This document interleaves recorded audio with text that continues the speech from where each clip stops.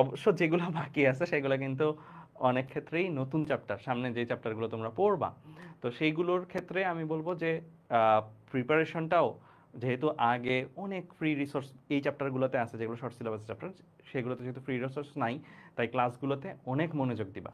যে ক্লাসগুলোই ভাইয়ারা নিবে, অপূর্ব দাদা, মাস্টার ভাই, আমি সহ যে ওই চ্যাপ্টারগুলো যেগুলো নিব শর্ট সিলেবাসের বাইরে, সেগুলো খুবই মনোযোগ সহকারে, কারণ অনলাইনে কিন্তু রিসোর্স নাই এগুলোর, ঠিক আছে? অ্যান্ড ওই চ্যাপ্টারগুলো আসাতে অ্যাকচুয়ালি ভালো হয়েছে।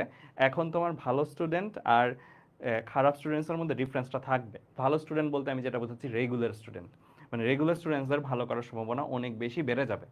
যারা ঝড়ে বকে ভালো করতো ওই সুযোগটা কমবে। ফুল সিলেবাসের এইটা কিন্তু একটা বিরাট প্লাস পয়েন্ট। সো আমি বলবো মাস্ট বি ফুল সিলেবাসের ব্যাচ, যেহেতু রেগুলার স্টুডেন্ট হইতে হবে। মানে তুমি ফাঁকি ঝুঁকি দিয়ে সাডেনলি এইচএসসিতে ফিজিক্স পরীক্ষায় ভালো করা সম্ভব না।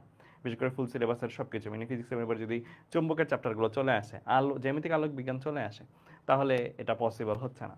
আচ্ছা, তো চলো শুরু করি।